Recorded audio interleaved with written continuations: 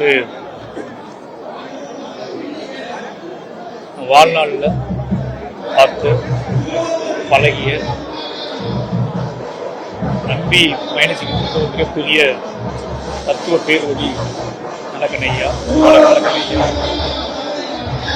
நல்லக்கண்ணையாவுக்கும் அவரோட ஊருக்கும் என்னோட ஊருக்கும் இடையில ஓடினது ஒரே ஒரு தண்டவாளம் தான். தண்டவாளத்துக்கு அந்த பக்கம் அவர் வாழ்ந்துருக்காரு, அதுக்கு இந்த பக்கம் நான் வாழ்ந்துருக்கேன்.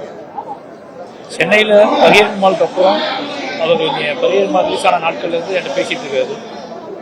அந்த நாட்களில் அவர் பேசின எல்லா வார்த்தைகளும் நினைவில் இருக்கு எனக்கு.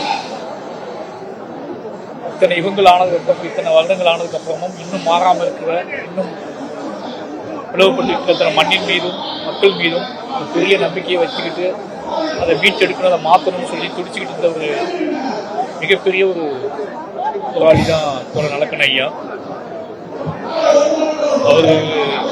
அவரோட மறைவு அப்படிங்கிறது ஒரு சாதாரண மிகப்பெரிய இழப்பு. ஏன்னா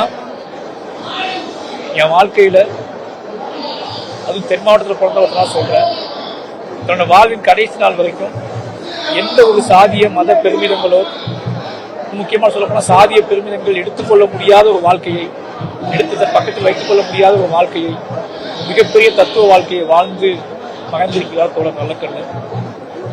திருநெல்வேலிக்காரனா, ஒரு சிறைமட்டத்துக்காரனா ஒருத்தரும் பயணித்து வந்து பார்த்து உங்களுக்கு மரியாதை செலுத்திட்டு போகிறதுல என் வாழ்க்கையோட முக்கியமான பாகமாக, முக்கியமான ஒரு பங்காக, முக்கியமான நாளாக பார்க்கணும்.